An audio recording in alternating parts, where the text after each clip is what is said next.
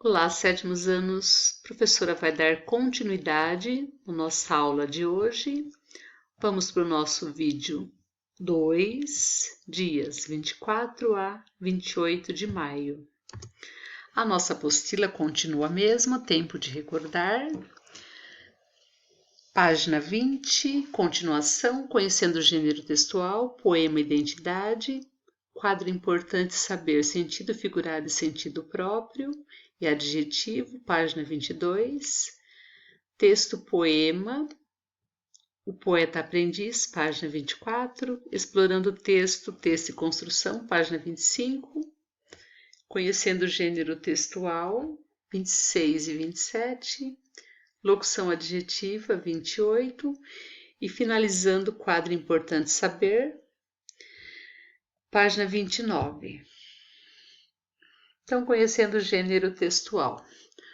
O que fala aqui no nosso conhecendo o gênero textual? Que há poetas adultos que escrevem como se estivessem no lugar de uma criança, de um adolescente, de um homem ou de uma mulher.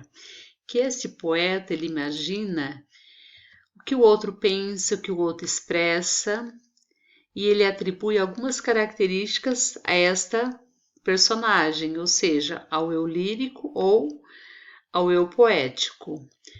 Então, no poema, na verdade, a fala também pode ser de um animal, de uma planta, de um objeto. Então, os poetas podem assumir uma profissão, um gosto, um hábito, uma história que não tem relação com a sua vida pessoal. Por isso, atenção, o importante, eu peço para vocês não confundirem o autor do texto, quem escreveu o poema, com o eu poético, a voz que fala no poema, que é o eu lírico ou o eu poético. Então, vamos passando. O poema Identidade, a professora pede para vocês fazerem a leitura, texto e construção. Quantas linhas tem o poema Identidade? Então, aqui eu tenho a primeira linha, às vezes nem eu mesmo sei quem sou. E abaixo eu tenho a última, sou menino. Quantas linhas ou quantos versos? Número 1, bem fácil. 2. Essas linhas encontram-se agrupadas ou encontram-se separadas por espaços em branco? Muito fácil. Conhecendo o gênero textual. Peço para vocês fazerem os grifos aqui e abaixo também. Então vamos lá. Um texto pode ser escrito em prosa ou em verso. O texto em prosa se caracteriza por ocupar toda a extensão da linha, cada conjunto de linhas escritas é chamado de parágrafos. Geralmente, no início de cada parágrafo, deve-se fazer uma margem, ou seja, deve-se deixar um espaço em branco. Já o poema é escrito em versos. Cada verso corresponde a uma linha do poema. Aqui abaixo, cada conjunto de versos é chamado estrofe.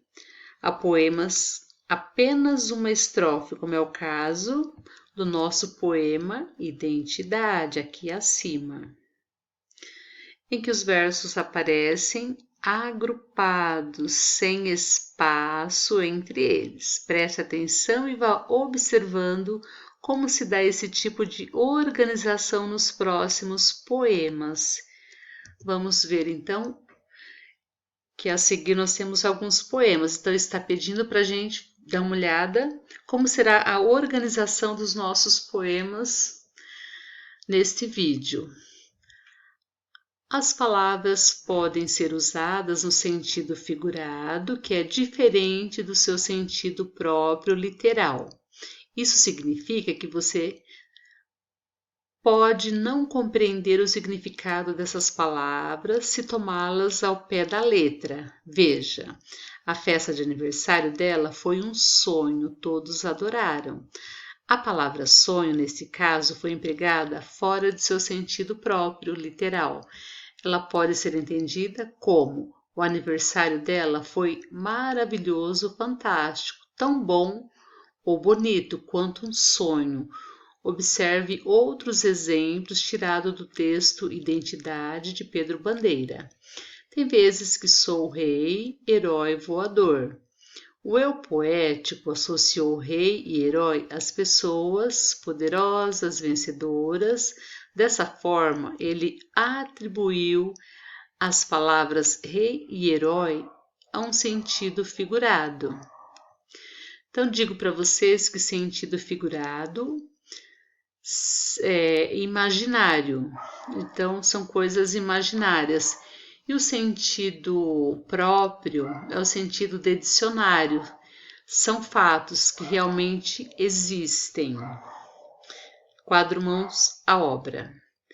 Retire dos quadrinhos palavras ou expressões que estejam sendo empregadas no sentido figurado, ou seja, sentidos de imaginação. Reflexão sobre o uso da língua. Adjetivo. Releia o poema Identidade e responda as próximas questões. Escreva as palavras do poema que os termos a seguir se referem. O termo voador se refere a quem? Vencedor e malcriado. Então, voltem no poema para vocês descobrirem. B. Por que os substantivos Sansão, Hércules, herói, cowboy, pulga e mosca são importantes para construir o sentido do poema? C. Que palavras do poema dão características aos termos cowboy e jogador? Aqui vocês irão voltar no poema, ler as palavras em destaque, observe a função dessas palavras nos versos. Então, vocês lerão os termos em seguida, responda qual a importância dessas palavras para a construção deste poema. Então, a interpretação. Aqui tem uma revisão de substantivo, peço para vocês lerem, tá bom? Então, aqui é adjetivo masculino, vocês sabem o que é masculino, o que é feminino. Então, peço para vocês fazerem a leitura, que não dá para a professora fazer leitura de tudo. Aqui o plural. Tá vendo? O plural do adjetivo, plural também, só que de um lado masculino, né? Tem o grau aumentativo do adjetivo. Tudo bem? Então façam a leitura. Atividade para interpretação. Aqui abaixo nós temos o Poeta Aprendiz, que é um poema. Então pediu para nós vermos a estrutura. Então, aqui vocês veem que já é uma estrutura diferente, tá vendo? Já tem um espaço, esse já é agrupado em mais de uma estrofe.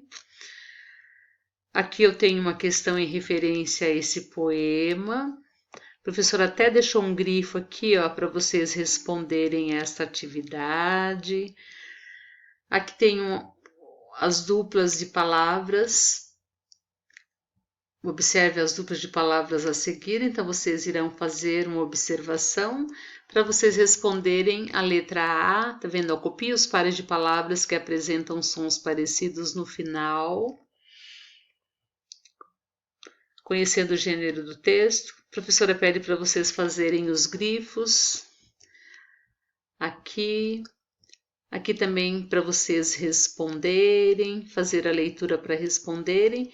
Então, na verdade, são essas atividades revisão de matéria, tá bom? Então, não é difícil, tudo revisão de matéria. Tá vendo? Ó, leia os próximos versos do poema, experimente ler com mais força a parte que está em destaque em cada palavra. Conhecendo o gênero textual, opa, acho que veio para frente, veio. Conhecendo o gênero textual, o poema estruturado em verso pode ou não ter rimas, como já vimos anteriormente, cada linha do poema corresponde a um verso ou conjunto de versos. Então, peço para vocês fazerem os grifos, que é o que vocês já conhecem, não tem nada de diferente. Tudo bem? Então, vamos seguindo para vocês responderem. Então, aqui é a última parte, locução adjetiva. Então, reflexão sobre o uso da língua. Relê esses versos do poema e dava um mergulho sem fazer o barulho em bolha de meia. A bola mencionada nos versos é uma bola específica, explique esta afirmação. Então, interpretação também. Que personagem dele surgiu para ela? Aqui vocês irão olhar a tirinha para vocês responderem, tá bom? Perdão. Aqui é a última atividade, a última folhinha nossa de hoje. Importante saber como vimos, os adjetivos qualificam, caracterizam, especificam outras palavras, por exemplo. Ele era um menino, substantivo, valente, caprino, adjetivo, adjetivo. Há também expressões que equivalem a um adjetivo, caracterizando, qualificando outras palavras. Veja, bola de meia, dentes na frente. A expressão de meia tem a função de caracterizar o tipo de bola que o menino usa para jogar. E a expressão som da frente tem a função de especificar a que dentes a personagem dos quadrinhos está se referindo. A expressão formada por duas ou mais palavras que equivale a um adjetivo é chamada de locução adjetiva. Então, essa página, na verdade, ela é nova para vocês, a locução adjetiva. De meia e da frente são exemplos de locução adjetiva. Substantivo ou adjetivo? Então, locução adjetiva. Depois a professora precisa dar mais exemplos para vocês de locução adjetiva. A mesma palavra pode assumir mais de uma classificação, dependendo da frase, o contexto. Assim, por exemplo, uma palavra pode ser substantivo se estiver dando nome a um ser, ou adjetivo se estiver caracterizando o substantivo. Observe. O escuro amedronta as crianças. É um substantivo. Como será que eu sei que é um substantivo? Aqui eu tenho um artigo, então, a partir do momento que eu tenho um artigo ao lado, eu tenho um substantivo. Tá vendo? Um dia. Então, para mim, esse dia é um substantivo. Aí, esse escuro aqui é um adjetivo. A professora pôs uma setinha só para explicar para vocês, tá vendo? Ó, um dia escuro. Então, esse escuro é um adjetivo. Tá bom? Então, a partir do momento que eu tenho um artigo do meu lado, tá vendo? Ó, eu tenho um substantivo e esse daqui é um adjetivo. Tá vendo aqui, olha? Tudo bem?